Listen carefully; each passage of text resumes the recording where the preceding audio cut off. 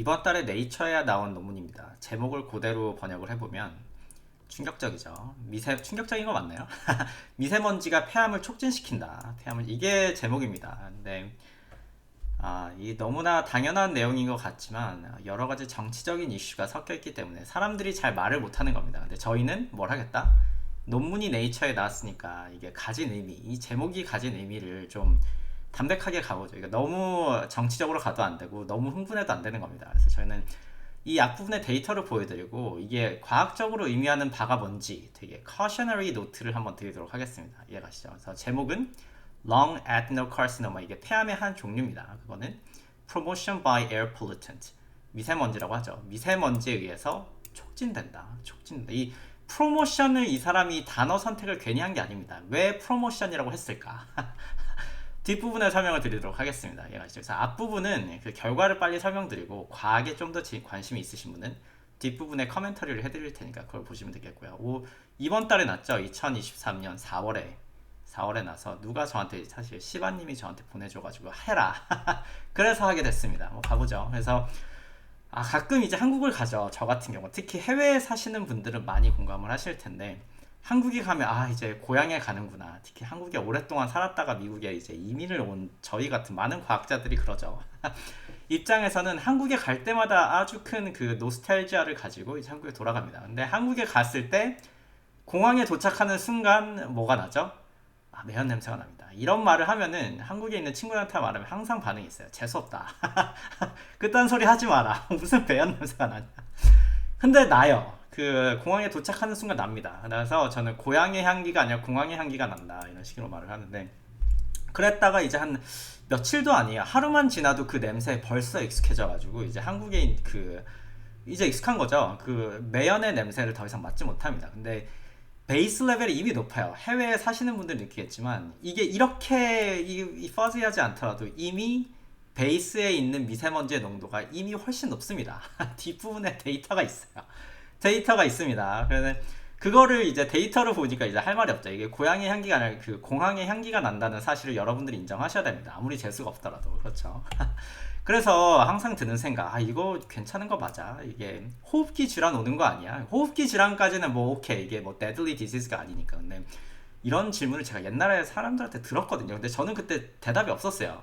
이게 이거 마시다가 폐암 생기는 거 아니야? 이렇게 물어봅니다. 물론 이게 나쁜 공기가 칼시노젠의 그 캐러고리에 들어가긴 하는데 데이터가 없는 거죠. 근데 이번 달에 데이터가 나왔습니다. 그래서 이 데이터가 이게 있다 없다라고 말하면 너무 자극적이잖아요. 그러니까 데이터 어느 정도로 위험한지도 보여드리고 이게 가진 의미를 되게 조심스럽게 좁은 의미에서 가진 의미를 설명드릴 수 있도록 하겠습니다. 일단 데이터를 볼 텐데 세 나라를 봤어요. 영국, 한국, 대만.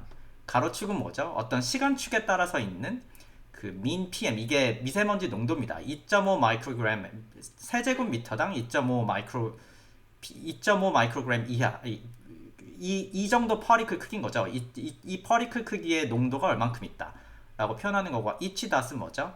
그 sub region입니다. 했을 때 한국 대만 보시면은 일단 가로축을 볼까요? 일단 그 전에 한국 같은 이 점 하나는 그 예를 들면 이게 뭐 강원도 어디 모릅니다. 이 사람들 어딘지 정확히 말을 안 했기 때문에 경기도.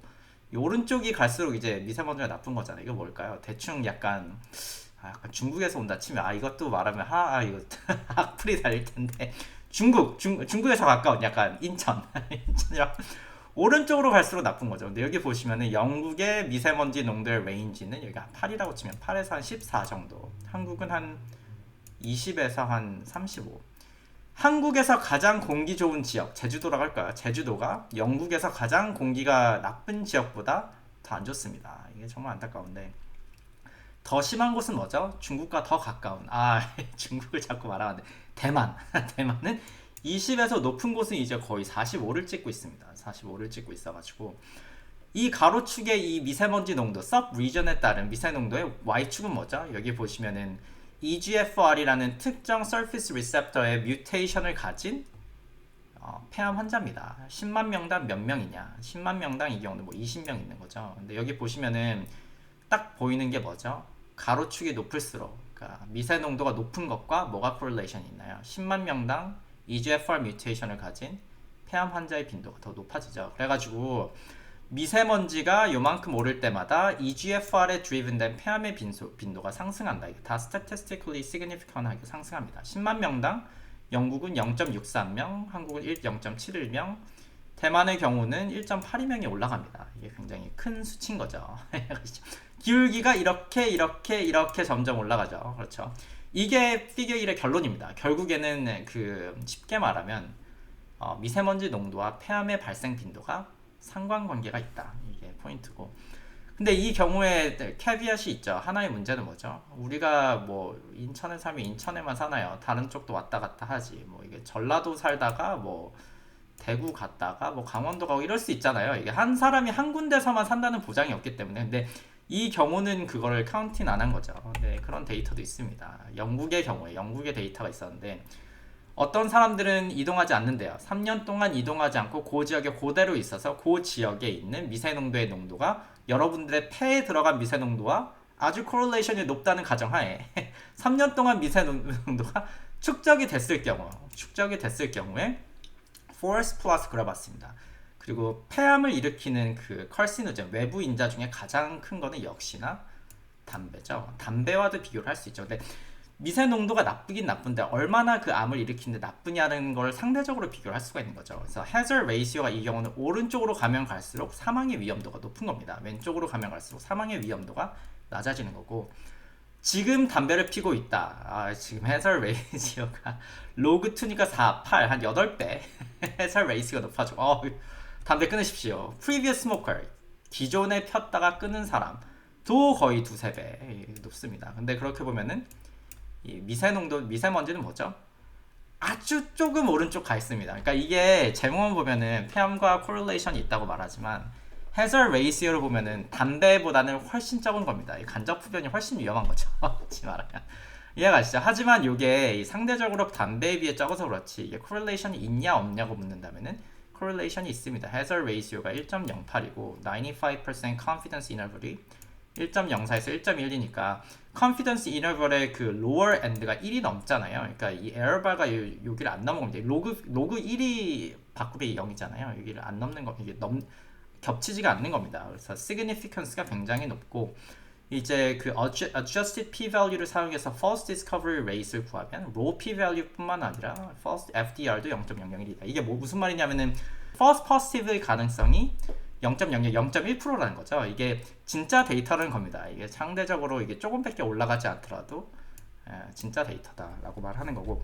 하지만 앞에 있었던 충격적인 제목보다는 괜찮죠. 충격적인 제목 보면 미세먼지 이거 먹으면 엄청 큰일 날 것 같은데 담배에 비해서는 훨씬 적다. 하지만 공기가 좋은 지역보다는 폐암의 발생 빈도가 더 증가한다. 이게 됩니다. 이게 결론이고요. 여기까지만 보시면 됩니다. 과학적인 거에 관심이 없으시면 여기가 결론입니다. 결론이고. 근데 우리는 이거를 이제 좀 과학적으로 생각해 볼 문제가 있죠. 첫 번째 문제가 뭘까요? 앞서의 데이터는 correlation입니다. 이제 상관관계죠. 그리고 이게 causation, 즉 원인 인자라는 거를 개런티 하냐 묻는다면 사람마다 약간 argue 할 수 있는데, 기본적인 아이디어는 원인 인자임을 보이지 못했다고 사람들이 많이 생각하죠. 이유가 뭘까요? 개구리 울음소리, 흔히 듣는 예잖아요. 개구리 울음소리와 비가 correlation이 굉장히 좋다고 하겠습니다. correlation coefficient가 예를 들어서 hypothetically 1이라고 하죠. 개구리가 우는 것과 비가 오는 게 항상 같이 일어난다는 어떤 세계가 있다고 했으면은 개구리 울음소리가 비의 원인이라고 할 수 있나요? correlation이 아무리 좋더라도 할 수 있나요? 할 수가 없다는 거죠. 비가 오고 안 오는 거는 다른 기상 원인이 있는 거죠. 그렇죠. 제2의 다른, 거기서 캡처되지 않는 다른 원인이 있는 거고, 그럼 원인 인자임을 보이려면 이 경우는 어떻게 하면 되죠? 개구리의 목을 비틀었을 때 비가 그치는지 보면 되죠. 거꾸로 억지로 개구리를 울렸을 때 비가 오는지 보면 되죠. 그게 아니라면 아무리 correlation이 좋아도 causative한 롤을 하지 못한다. 원인 인자가 될 수 없다. 는 거를 이제 논문에 보여줘야 됩니다. 앞에는 correlation만 보였기 때문에. 그러니까 네이처에 났죠. 그래서 뒷부분에 보여줍니다. 이게 하나고, 두 번째 문제는 이제 과학적인 그런 컨셉에서 보면은 무언가를 시작시키는 인자랑 시작한 거를 촉진시키는 인자를 다르게 보는 경우가 많아요. 무슨 말이냐면은 뭐가 더 중요한 거예요? 1번과 2번 하면 뭐가 더 중요한 거죠? 시작시키는 인자가 더 중요하다고 생각합니다. 이게 캔서 바이올로지의 되게 중요한 컨셉 중에 하나인데, 캔서를 일으키는 뮤테이션을 세 종류로 캐테고라이즈 시킬 수가 있어요. driver mutation, contributor mutation, passenger mutation. 이 conceptually 이거를 되게 잘 정리해둔 리뷰가 이 린다 친의 리뷰 페이퍼입니다. 네이처 2008년에 나온 건데 관심 있으신 분은 가서 보시면 되고요. 기본적으로 우리가 원하는 건 뭘까요? 어떤 암을 일으키는 원인 인자를 찾는다고 할 때 저희는 driver mutation을 찾고 싶습니다. 이건 아주 드물죠. 그리고 웬만한 driver mutation을 이제 다 알고 있는 거예요. 그래서 무슨 말이냐면은 어떤 사람이든 간에 이 뮤테이션이 생겼다. 우연히 생기면 무조건 암이 생기는 겁니다. 그렇죠. 마우스 모델에서는 어떤 뮤테이션을 인트로듀스 하거나 낙아웃을 만들었을 때 그게 spontaneously하게 암을 일으키면은 그건 이제 driver mutation이죠. 잘 알려진 온코진, 교과서 레벨에서 나오는 온코진과 튜머 서프레서 진들이 이런 driver mutation에 해당하고 많은 다른 종류의 뮤테이션은 조금 드물게 있습니다. contributor mutation이라고 하는데 이게 뭐냐면은 이 뮤테이션이 있으면 얘가 spontaneous하게 암을 일으키진 않아요. 하지만 그 암의 진행 속도를 빠르게 할 수 있죠. 그렇죠.